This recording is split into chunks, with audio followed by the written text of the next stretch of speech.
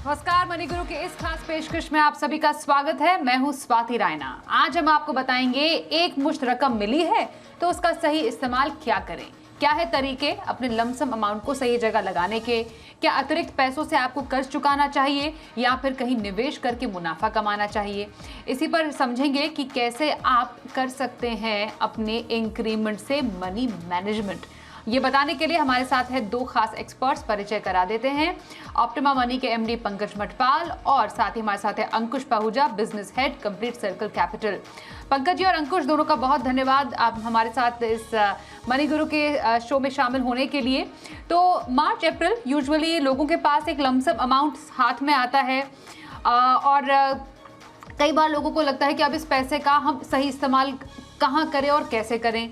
इसलिए हम समझना चाहते हैं पंकज जी कि जब एक अतिरिक्त रकम हाथ में आती है अपार्ट फ्रॉम सैलरी और सैलरी में कुछ ज़्यादा रकम जुड़कर आती है तो आपकी नज़र में उसको सही जगह इस्तेमाल करने के तरीके क्या हो सकते हैं। मैं एक्सप्लेनेशन बाद में समझूंगी आपसे, पर टॉप 3 या टॉप 4 विकल्प आप कौन से देंगे। Swati, good evening. देखिए, बेसिकली अगर हम बात करें तो पहली बात तो यह है कि किसी भी व्यक्ति के ऊपर यदि कर्ज है तो उसको चुकाने की कोशिश होनी चाहिए। तो आप अपना डेट रिपे कर सकते हैं, चाहे वो लॉन्ग टर्म लोन जैसे कि होम लोन हो या आपका कोई क्रेडिट कार्ड का की आउटस्टैंडिंग हो, उसको आप रिपे करें। दूसरी बात यह है कि उसके अलावा यदि आप कहीं पर इन्वेस्ट कर रहे हैं तो उसको भी आप बढ़ा सकते हैं, या फिर नए किसी गोल के लिए जो आप प्लान कर रहे थे उसके लिए इन्वेस्ट करना है तो वहां भी इन्वेस्ट कर सकते हैं। तो ये डिपेंड करेगा कि आपकी जरूरत कैसी है। लेकिन बिल्कुल जैसा आपने भी कहा कि लोन भी रिपे किया जा सकता है, या फिर आपने एग्जिस्टिंग इन्वेस्टमेंट को बढ़ाया जा सकता है, या फिर किसी नए लक्ष्य के लिए आप इन पैसों को इन्वेस्ट कर सकते हैं। ओके, तो पंकज जी की राय में कर्ज चुकाना एक बेटर ऑप्शन हो सकता है, एक मुश्त रकम का इस्तेमाल। उसके अलावा बहुत और भी सारे हैं, आप निवेश को बढ़ा सकते हैं, ये एक है। और कुछ ऐसे एक्सपेंसेस या अपने कुछ ऐसे शौक भी पूरे कर सकते हैं आप अपने इस एक मुश्त रकम से जो अतिरिक्त रकम आपके पास आती है। अंकुश, आपकी नज़र में अगेन मैं आपसे पहले बहुत ही संक्षिप्त में जानना चाहती हूँ, आपकी नज़र में 4 या 5 वो कौन से तरीके हैं जो कि किसी के पास जो लमसम अमाउंट आता है, एक मुश्त रकम है, जहां पर उसका सही इस्तेमाल कर सकते हैं। Thank you Swati, good evening. सबसे पहले तो जैसे पंकज जी ने मेंशन किया कि अपने जो ऑलरेडी डेट जो आपने बोरो किया हुआ है, जो लोन है आपके, उसकी रीपेमेंट विल मेक सेंस। उसमें भी कैटेगराइज कर सकते हैं आप कि जो high cost rate of interest वाले लोन्स हैं उनको आप जल्दी पे करें, जैसे कि क्रेडिट कार्ड हो गया या पर्सनल लोन्स हो गया। उसके अलावा आप अपनी इंश्योरेंस कवरेज, बीमा, उसको भी बढ़ाने की एक प्लानिंग कर सकते हैं, जो कि कई बारी डेफर हो जाता है अपनी प्लानिंग्स में कि आप एक लमसम पैसा डालने के लिए नहीं कर पाते हैं। थर्ड बहुत इंपॉर्टेंट चीज मैं कहना चाहूंगा, जो कि इन्वेस्ट इन योरसेल्फ। कई बारी हमारी एक एजुकेशन की प्लानिंग होती है, एक कोर्स में एनरोलमेंट की प्लानिंग होती है, कई बारी हम वो नहीं कर पाते हैं बिकॉज का समय या पैसे की कमी होती है। तो ये एक लमसम पैसा आया है, क्यों ना उससे एंजॉय करा जाए और अपने आप को अपग्रेड करा जाए। ओके, तो एक तो कर्ज का से छुटकारा पाने के लिए, दूसरा जो अभी समझ में आ रहा है आपकी दोनों ही बात से कि आप इंश्योरेंस प्रीमियम भी पे कर सकते हैं, बहुत इंपॉर्टेंट है। और अपने ऊपर थोड़ा खर्च करें। ज़रूरी नहीं है कि आपको हमेशा हर कोई एक ड्यूटी ही पूरी करनी है उस पैसे से। आप थोड़ा अपने लेजर के लिए, अपने एंजॉयमेंट के लिए भी उस पैसे को खर्च कर सकते हैं, जो भी है, जहाँ पर भी आपका इंटरेस्ट होता है। लेकिन आपको उसका प्रॉपर एक आकलन करने की ज़रूरत है कि आपकी नीड्स क्या हैं, आपके वांट्स क्या है उसके बाद। तो ऐसे में पंकज जी, जो आप दोनों एक्सपर्ट्स का जो एक यूनानिमस हम कह सकते हैं जो एक विकल्प है, वो ये निकल कर आया है कि किसी के पास अगर एक मुश्त रकम होती है, और शायद हम में से कई लोग अग्री करेंगे, सबसे पहले हम ये चाहते हैं कि कोई भी जो आउटस्टैंडिंग हमारा है, चाहे वो क्रेडिट कार्ड का बिल हो सकता है, चाहे वो आपकी ईएमआई हो सकती है, चाहे आपका कोई चल रहा जो लोन है वो हो सकता है, उसमें कम से कम कुछ ना कुछ सही तो उसका छुटकारा मिल जाए। तो क्या तरीका हो सकता है, किन किन तरीकों से हम किसी कर्ज को किसी भी एक अतिरिक्त रकम से या एक मुश्त रकम से चुका सकते हैं, ये मैं आपसे इसका तरीका जानना चाहती हूँ। देखिए, पहले जानना बहुत जरूरी है कि आपको ये लोन चुकाना है, तो जैसे अंकुश ने भी कहा अभी कि जो आपके एक्सपेंसिव लोन है जहां पर इंटरेस्ट रेट ज्यादा है, पहले उसको चुकाना चाहिए। तो क्रेडिट कार्ड की यदि बात करें तो क्रेडिट कार्ड का जो आउटस्टैंडिंग होती है उसके ऊपर इंटरेस्ट बहुत ज्यादा होता है, तो सबसे पहले उसको चुकाना ही चाहिए। उसके बाद यदि आपके पास पैसा और है या फिर आपका जो लोन है क्रेडिट कार्ड के आउटस्टैंडिंग या पर्सनल लोन नहीं है लेकिन आपके पास होम लोन है, तो होम लोन चुकाने से पहले आपको ये भी देखना होगा कि आपके पास कंटिंजेंसी फंड कितना है। यदि आपके पास कंटिंजेंसी फंड है ही नहीं और होम लोन जो है चल रहा है, तो मेरे हिसाब से आप होम लोन को चलने दें लेकिन कंटिंजेंसी फंड के लिए उस पैसे को रखें। लेकिन यदि कंटिंजेंसी फंड की जरूरत नहीं है तब आप लॉन्ग टर्म लोन जैसे कि होम लोन की मैंने बात की उसको भी चुकाया जा सकता है। उसकी वजह यह है कि आपके जो रेट ऑफ इंटरेस्ट है वो बढ़ गए हैं। तो यदि आपने कम रेट ऑफ इंटरेस्ट पर लोन लिया था और अभी रेट ऑफ इंटरेस्ट बढ़ा है तो आपका जो टेन्योर है वो ऑटोमेटिकली बढ़ जाएगा यदि आपकी ईएमआई नहीं बढ़ती है या फिर आप उसमें कुछ लमसम पैसे पे नहीं करते हैं। तो सजेशन ये है यदि पैसे आए हैं लमसम में तो यदि आप थोड़ा रिपे कर देंगे अपने होम लोन को तो आपका जो टेन्योर है ओरिजिनल वो बढ़ेगा नहीं, भले ही इंटरेस्ट रेट बढ़ गया है या हो सकता है समय से पहले भी पूरा हो सके। तो इस तरह से आप डिसाइड करें, स्ट्रेटेजी बनाएं कि आपको क्या आपके लिए जरूरी है। तो जैसा मैंने कहा कि जो एक्सपेंसिव लोन है वो तो रीपे होने ही चाहिए लेकिन साथ ही होम लोन को भी रीपे कर सकते हैं, लेकिन बशर्ते आपके पास थोड़ा कंटिंजेंसी या लिक्विडिटी हो। कई बार ऐसा होता है कि लिक्विडिटी बिल्कुल भी नहीं है और आपने लोन रीपे कर दिया, वो शायद थोड़ा सा आपके लिए कष्टदायक हो सकता है। बिल्कुल, आपने कंटिंजेंसी की यहाँ पर बात की अंकुश, इसलिए मैं आपसे जानना चाहती हूँ क्योंकि इमरजेंसी में कभी भी आपको रकम की ज़रूरत पड़ सकती है।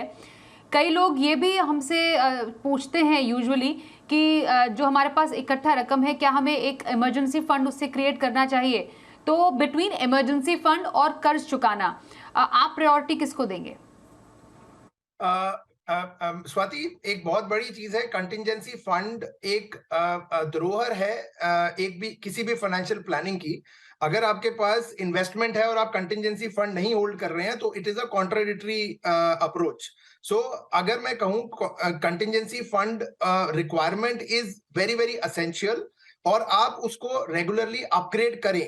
अगर आपका कंटिंजेंसी फंड कम से कम 6 टाइम्स ऑफ योर सैलरी या मंथली इनफ्लो का नहीं है तो सबसे पहली चॉइस यही रहेगी कि आपको अपने कंटिंजेंसी फंड को बिल्ड करना चाहिए और उसके बाद लोन रीपेमेंट होनी चाहिए। क्योंकि जो विपदा है वो बता के नहीं आती, आपको उसको हैंडल करना सबसे ज्यादा जरूरी है। लोन तो आपका पैरेलली चलता रहेगा। सो आप मेरे हिसाब से आप कंटिंजेंसी फंड को कंप्लीट पावर तक बिल्ड करिए और साथ में अगर उसके बाद कुछ बच जाता है तो आप उसको लोन रीपेमेंट में डाल सकते हैं। Only and only high interest bearing loans, low interest bearing loans like housing loan can be deferred for the time be. Okay, तो जो ऊंची ब्याज दर वाले जो आपके लोन होते हैं, पर्सनल लोन हो गया, क्रेडिट कार्ड के बकाए पर आपको कम से कम साल भर में 40% तक का ब्याज लग सकता है। इसलिए अगर क्रेडिट कार्ड से खरीदारी की है तो कुछ एक्स्ट्रा पैसे आए तो बेहतर है उसको आप चुका दीजिए। उसके बाद होम लोन पे तो आपको के इंटरेस्ट पे तो आपको फ़ायदा मिलता ही है अपने टैक्स में, तो वो थोड़ा सा ज़्यादा थोड़ा कम झंझट देने वाला है। पर जिस तरीके से पंकज जी ब्याज दरों में बढ़ोतरी भी हुई है, जो बैंक्स हैं उन्होंने बोझ भी बढ़ाना शुरू कर दिया है ग्राहकों पर, तो अगर किसी का मानिए बाकी कोई ज़्यादा लाइबिलिटी नहीं है तो बेटर है अपना होम लोन में ही कुछ एडिशनल करके उसको चुकाने की कोशिश करें। और कई जो एक्सपर्ट्स हैं, मैं आपसे भी राय लेना चाहती हूँ, वो ये भी कहते हैं कि आप कोशिश कीजिए एक एक्स्ट्रा ईएमआई पे करने की। बिल्कुल स्वाति, सही कहा आपने। जैसा मैंने पहले भी कहा कि जहां तक क्रेडिट कार्ड या पर्सनल लोन की बात है वो तो चुकाया ही जाना चाहिए और उसके बाद यदि कंटिंजेंसी फंड भी मेरे पास है, कोई क्रेडिट कार्ड की आउटस्टैंडिंग भी नहीं है, तो ऐसे में डेफिनेटली होम लोन को चुकाने का भी प्लान करना चाहिए। आप जैसा आपने कहा कि एक्स्ट्रा ईएमआई वो तो हम रेगुलरली प्लान कर ही सकते हैं, बट यहां पर बात ये हो रही है कि आपके पास में एक्स्ट्रा पैसा आ गया है तो उसका बेस्ट यूज क्या किया जा सके। तो उसमें से एक यूज ये भी है कि आप अपना होम लोन भी चुका सकते हैं। उसका फायदा यही होगा, जैसा मैंने कहा कि रेट ऑफ इंटरेस्ट बढ़ने से आपका टेन्योर बढ़ गया है, यानी कि आपने 20 साल का लोन लिया था और तब रेट ऑफ इंटरेस्ट मान लीजिए 7.5% का था, लेकिन अब क्योंकि रेट ऑफ इंटरेस्ट 9% या उससे भी ज्यादा भी चले गए हैं, और ऐसे में यदि आप एक्स्ट्रा ईएमआई नहीं पे करेंगे या लमसम में एक्स्ट्रा नहीं पे करेंगे तो आपका 20 साल में भी लोन पूरा होना मुश्किल हो जाएगा। तो ऐसे में यदि लमसम पैसा आया है उसको रीपे करके अपना जो टेन्योर है उसको कम करें, वो बेहतर होगा। ईएमआई कम ना करें, लमसम पे करने के बाद भी ईएमआई जो ओरिजिनल थे वो चलने दें, तभी आपका जो लोन है समय से पहले पूरा हो पाएगा। तो डेफिनेटली लोन रिपे करने की प्लानिंग होनी चाहिए। ओके, अब जो दूसरा एक विकल्प आप दोनों ने ही बताया अपने शुरुआती कमेंट्स में कि एक मुश्त रकम किसी को मिले तो उसका सही इस्तेमाल क्या होना चाहिए। पंकज जी, आपने बताया कि एसआईपी को टॉप अप करें, अंकुश ने भी बताया कि आपके जो निवेश है उसको बढ़ाना काफ़ी ज़्यादा ज़रूरी होता है। इसलिए अंकुश, मैं आपसे जानना चाहती हूँ अतिरिक्त रकम से, क्योंकि हमारे पास तो एक लमसम अमाउंट है, उससे आपको एसआईपी करनी है। कई लोग ये कहते हैं कि पूरा एक मुश्त पैसा भी क्या हम लगा सकते हैं इक्विटी में, तो क्या सही आपके नज़र में है? एसआईपी से निवेश करें इस टाइम पर, और कीपिंग इन माइंड बाजार में जिस तरीके की उतार चढ़ाव है अभी, तो वॉलेटिलिटी में एक लमसम निवेश सही रहता है कि एसआईपी के जरिए इस पैसे से निवेश करना आपको बेहतर लगता है? स्वाति, ये एक बहुत अहम सवाल है और इसमें आपका फाइनेंशियल एडवाइजर आपकी बहुत हेल्प कर सकता है इन डिसाइडिंग कि आपको कौन सा रूट अडॉप्ट करना चाहिए इन्वेस्टमेंट करने के लिए।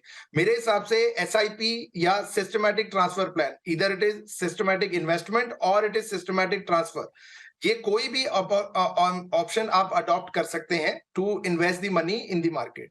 अब सिस्टमैटिक ट्रांसफर प्लान या सिस्टमैटिक इन्वेस्टमेंट से क्या फायदा होता है कि आपका पैसा हर एक मार्केट लेवल के ऊपर इन्वेस्ट होता है। अगर मैं इसके ऊपर एक एनालॉजी ड्रॉ करने की कोशिश करूं, अगर आपने 1992 या 94 में जब हर्षद मेहता का स्कैम हुआ था, उस टाइम पे अगर आपने पैसा डाला होता, पूरे टाइम पे जब आपकी मार्केट पीक पे थी, तब भी अगर आपने लमसम पैसा डाला होता या आपने स्टैगर डाला होता, तो आपका लमसम पैसा आपको 9% ब्याज दर जनरेट करके देता सिर्फ इंडेक्स में आज की डेट तक। अगर आप उसको स्टैगर करके डालते, दैट मीन सिस्टमैटिक ट्रांसफर या सिस्टमैटिक इन्वेस्टमेंट के हिसाब से डालते, तो वो 9% आपका ग्रो करके 16% तक भी जा सकता था। सो मेरा कहने का मतलब है कि सिस्टमैटिक इन्वेस्टिंग बेस्ट अपॉर्चुनिटी है, बेस्ट सोल्यूशन है for investing in these markets और any market condition for that matter. Okay, Pankaj ji, आपकी नजर में, क्योंकि ये डिबेट काफी ज्यादा चलती है एसआईपी वर्सेस लमसम इन्वेस्टमेंट की, पर हमें ये भी देखना है कि वो लमसम इन्वेस्टमेंट जो आप कर रहे हैं वो उसका तरीका क्या है। तो अभी मौजूदा स्थिति में किसी के पास अगर 1 या 2 लाख रुपए हैं, तो आपको लग रहा है अभी बाजार में वो पूरा पैसा इकट्ठा लगाना सही रहेगा, या फिर छोटे छोटे टुकड़ों में एसआईपी के जरिए पैसा लगाए, म्यूचुअल फंड के जरिए? स्वाति, पहले ये जानना जरूरी है कि इन्वेस्टमेंट होराइजन कितना है। यदि आपको शॉर्ट टर्म के लिए पैसे इन्वेस्ट करने हैं तो इस वक्त डेट में भी बेहतर अपॉर्चुनिटी दिखाई दे रही है। तो यदि आपको 1-2 साल के लिए पैसे या 3 साल के लिए पैसे इन्वेस्ट करने हो, तो आप लमसम में डेट ओरिएंटेड फंड और short term debt fund specially उसमें इन्वेस्ट कर देना चाहिए। या फिर आपको यदि म्यूचुअल फंड में आना ही नहीं है, तो इस वक्त एफडी के भी रेट ऑफ इंटरेस्ट बढ़ गए हैं, तो वो भी किया जा सकता है। अब हम बात कर रहे हैं लॉन्ग टर्म गोल्स की, जिनके लिए आप पहले से इन्वेस्ट कर रहे थे या फिर कोई और दूसरे लॉन्ग टर्म फाइनेंशियल गोल्स हैं, वहां पर यदि आपको इन्वेस्ट करना है, जहां पर इक्विटी में आप इन्वेस्ट करना चाहते हैं, तो मैं लमसम में इन्वेस्ट करने की बजाय स्टैगर्ड मैनर में इन्वेस्ट करने की सलाह दूंगा। और एसआईपी के मुकाबले यहां पर एसटीपी बेहतर ऑप्शन होगा, क्योंकि एसआईपी जब इनकम अपने पास किस्तों में आ रही है तो उसको हम इन्वेस्ट कर रहे हैं, तो एसआईपी ठीक है, बट पैसे ऑलरेडी अवेलेबल हैं, तो उन पैसे को आप पहले एक लो रिस्क वाले डेट फंड में, स्पेशली लिक्विड फंड या ओवरनाइट फंड में पार्क कर सकते हैं, और वहां से फिर सिस्टमेटिकली आप उसको ट्रांसफर करें इक्विटी फंड में। 2 फायदे होंगे, एक तो इक्विटी का रिटर्न आपको मिलेगा लॉन्ग टर्म में, साथ ही जब आप डेट में उसको इन्वेस्ट कर रहे हैं, और जैसा मैंने कहा कि डेट में भी इस वक्त पर बेहतर अपॉर्चुनिटी दिखाई दे रही है, तो आपको जो पैसा डेट में आपका रेसिडुअल रहेगा, क्योंकि हर महीने या हर वीक में थोड़ा थोड़ा पैसा आपका ट्रांसफर होगा, जो बाकी बचा होगा उस पर भी एडिशनल रिटर्न्स आप अर्न कर पाएंगे। तो ये एसटीपी वाला जो प्रोसेस है इस वक्त पर, ये अच्छा रह सकता है।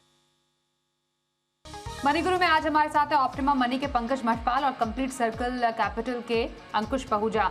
एक दर्शक इस वक्त हमारे साथ फोन लाइन पर है और जानते हैं क्या है उनका सवाल। अनूप महिंद्रा हमारे साथ है। अनूप जी, बहुत धन्यवाद आपका, आप हमारे साथ हैं इस शो में। आप जानना चाह रहे थे अपने पोर्टफोलियो को लेकर, फिलहाल कितना इन्वेस्टमेंट आप कर रहे हैं और कब से कर रहे हैं और कब तक करने का प्लान है आपका? ये 80,000 मंथली है, 16,000 रुपए हर एक फंड में जा रहा है मेरा। ICICI Pru Value Discovery, HDFC balanced fund और Kotak Emerging, Kotak small cap fund और एक है। तो इसमें टोटल 80,000 है और 1.5 CR का लमसम करना है मेरे को 1 साल में। तो ये फंड्स सही है क्या? मेरे को आप सजेस्ट कीजिए कि इसमें कंटिन्यू। पराग पारिक फ्लेक्सी कैप है। ओके अनूप जी, मुझे कुछ थोड़ी डिटेल्स आपके और चाहिए जो हमारे पास नहीं थी। एक तो आपकी उम्र क्या है, और दूसरा आप ये जो इन्वेस्टमेंट कर रहे हैं, आप कह रहे हैं कि 2024 तक आप 1.5 करोड़ निवेश भी करेंगे, आपको 10 साल में 7.5 करोड़ रुपए बनाने हैं। तो ये 10 साल में कौन सा बड़ा इवेंट आपकी लाइफ में आने वाला है? नहीं, ये रिटायरमेंट के लिए बोल के मैं वो कर रहा हूँ, कॉर्पस जमा। ठीक है, रिटायरमेंट आपका वन एंड ओनली प्लान है जो 7.5 करोड़ का आप इन्वेस्ट करना चाह रहे हैं। ओके पंकज जी, रिटायरमेंट प्लानिंग इनकी है 10 साल में 7.5 करोड़ की। आपके पास डिटेल्स हैं जो उन्होंने बताई भी कि 16,000 की SIP ये तमाम फंड्स में कर रहे हैं, जो कि हम दिखाएंगे भी कि कौन कौन से फंड इनके पास है। अचीवेबल लक्ष्य आपको लग रहा है? क्योंकि रकम काफ़ी बड़ी है, हालांकि इनका एक मुश्त निवेश भी है जो ये कह रहे हैं कि अगले 1 साल में 1.25 साल में करना चाह रहे 1.5 करोड़ का। उसको मिलाकर कैसे अपनी निवेश स्ट्रैटेजी आगे बढ़ाएं जिससे कि अचीव कर पाए अपना गोल? बिल्कुल अनूप जी, देखिए मैं कुछ बातें बहुत इंपॉर्टेंट बताऊंगा आपको। पहली बात तो यह है कि अगर आप 1.5 करोड़ रुपए और इन्वेस्ट करते हैं लमसम में, और वो 2024 में यानी कि अगले साल, तो उसके 9 साल बचेंगे उन पैसों को ग्रो होने के लिए। और जो अभी 80,000 पर मंथ की SIP कर रहे हैं, आपने ये नहीं बताया कि कब से कर रहे हैं, बट यदि मैं लेके चलूं कि अभी आपने शुरुआत की है, तो अगर हम इस पर 12% का रिटर्न एज्यूम करें, हालांकि रिटर्न्स गारंटीड नहीं होते हैं म्यूचुअल फंड्स में, लेकिन इक्विटी फंड्स के ध्यान में रखते हुए ये कैलकुलेशन की जाए तो करीब 6 करोड़ रुपए बन सकते हैं, और आपका टारगेट है 7.5 करोड़ का। तो यदि आप इसको 80,000 को बढ़ाकर 1 लाख कर दें, 20,000 से इसको और बढ़ा दें, और साथ ही इसको हर साल फिर आप 10% से बढ़ाते जाएं, और वो 1.5 करोड़ का जो आपने प्रॉमिस किया है वो भी आपको करना है, तो आप बिल्कुल 7.5 करोड़ का जो टारगेट है उसे पूरा कर सकते हैं। तो ये तो तरीका है, मैथमेटिक्स मैंने बताई आपको किस तरह हो सकता है। लेकिन अभी अभी आपने एक बात और बताई कि ये प्लानिंग है रिटायरमेंट के लिए। तो क्योंकि रिटायरमेंट की बात है, तो हम हमेशा कहते हैं कि लास्ट के 5 साल में बल्कि आपको अपने पोर्टफोलियो को धीरे धीरे करके डेट की तरफ या कम रिस्क वाले फंड की तरफ स्विच करना चाहिए। अगर हम ये लेके चलें कि सिर्फ ये जो फंड्स हैं इनमें आप 5 साल के लिए निवेश करेंगे, और 5 साल के बाद आप थोड़ा जोखिम कम करने के हिसाब से डेट में या फिर कंजर्वेटिव हाइब्रिड फंड्स में अपने पैसों को स्विच करेंगे, तो उस हिसाब से आपको 1 लाख नहीं, थोड़ा और भी बढ़ाना चाहिए ताकि ये आसानी से अचीव हो सके, यदि बाद के ईयर्स में आपको रिटर्न थोड़े कम भी मिले। जहां तक स्कीम्स का सवाल है, स्कीम्स अच्छी हैं। एक सिर्फ आपका जैसे कि HDFC बैलेंस एडवांटेज फंड है, और आप क्योंकि पैसों को ग्रो करना चाहते हैं, तो मेरे हिसाब से यदि आप फ्लेक्सी कैप फंड जो आपके पास ऑलरेडी है पराग पारिक, उसमें पैसे बढ़ा दें और HDFC बैलेंस एडवांटेज फंड को इस वक्त के लिए वहां से निकल जाएं, तो वो बेहतर रहेगा, थोड़े रिटर्न्स बेहतर आप अर्न कर पाएंगे। लेकिन लास्ट के 3 या 5 साल जब बचेंगे रिटायरमेंट के, तब जरूर आपको इस तरह के फंड अपने पोर्टफोलियो में शामिल करने चाहिए। जी अनूप जी, होपफुली आपने सुन लिया कि आपको कैसे चेंजेस करने की जरूरत है अपने पोर्टफोलियो में। आपको बहुत शुभकामनाएं। अंकुश, ये जानना जरूरी है जब हमारे हाथ में इकट्ठा पैसा आता है, और आपने भी अपने शुरुआती विकल्पों में बोला कि आपको अपने पर भी खर्च करना चाहिए। जरूरी नहीं है कि एक टारगेट लेके चले कि पैसा अब कहाँ लगाना है, पर अपने पर खर्च करने की कई बार कोई लिमिट नहीं रहती है। हम ओवरबोर्ड हो जाते हैं, कहते हैं ना, फिजूल खर्ची हो जाती है।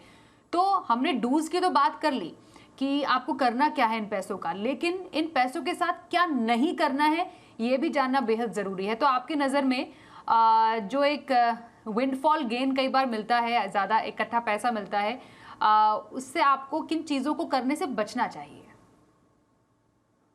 स्वाति, इसको मैं एक डिफरेंट तरीके से आंसर करना चाहूंगा। हमें एक पर्टिकुलर डिस्टिंक्शन क्रिएट करके रखनी है फ्रॉम दी सैलरी और जो हमारे पास ये लमसम इन्फ्यूजन आया है, चाहे वो बोनस है या वो इंक्रीमेंट का पैसा है, कई बारी एक आम आदमी एक गलती कर बैठता है, इसको एक सैलरी का पार्ट बना लेता है। वो ये सोचता है कि ये मेरे को हर साल मिलेगा ही मिलेगा, वेयरएज ये बहुत डिपेंडेंट होता है मार्केट के बेसिस के ऊपर, कंपनी की परफॉर्मेंस के बेसिस के ऊपर।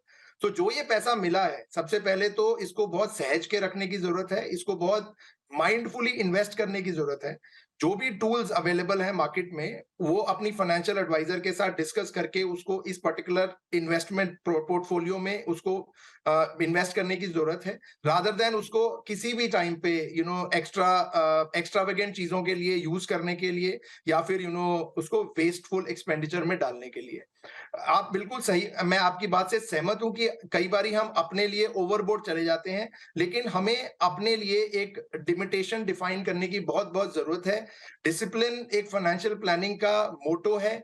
अगर आप डिसिप्लिन इन्वेस्टमेंट नहीं करेंगे, चाहे वो एसआईपी हो, चाहे वो अपने ऊपर स्पेंडिंग करने का हो, चाहे वो पोर्टफोलियो में मंथली इनफ्लो करने का हो, अगर आप डिसिप्लिन अप्रोच नहीं रखेंगे तो आपके गोल अचीवमेंट दूर से दूर होते जाएंगे। आपके गोल अचीवमेंट चाहे ना भी हो। ऑन द कॉन्ट्रेरी मैं ये बोलूंगा कि आपको एक डिसिप्लिन्ड अप्रोच कुछ इस लहजे से भी रखनी है कि आपको अपनी बजटिंग, द डे आपको आपका सैलरी क्रेडिट आता है या आपके पास इनफ्लो ऑफ मनी आता है, जिस भी फॉर्म में आता है, आपको उस पर्टिकुलर पैसे की बजटिंग करने की बहुत बहुत रिक्वायरमेंट है। आपको अपने हेड्स डिफाइन करने की जरूरत है कि आपके इनकम हेड्स कौन से हैं और एक्सपेंडिचर हेड्स कौन से हैं, और उसमें से भी नीड्स एंड वांट्स को डिसाइफर करने की बहुत बहुत जरूरत है। अगर आप ये नहीं करेंगे तो आपके गोल अचीवमेंट जो है वो बहुत डिफिकल्ट हो जाएगी।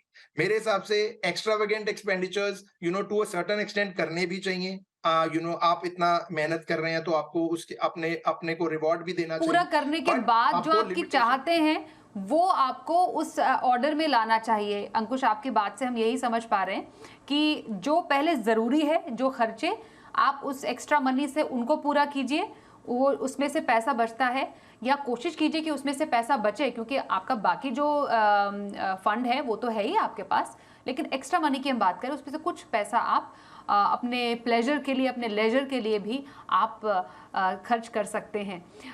मनी मैनेजमेंट कैसे करें इंक्रीमेंट का, ये समझाने के लिए पंकज जी और अंकुश आप हमारे साथ आज इस मनी गुरु के एपिसोड में शामिल हुए। बहुत धन्यवाद करेंगे आप दोनों का ही। आज के इस एपिसोड में बस इतना ही।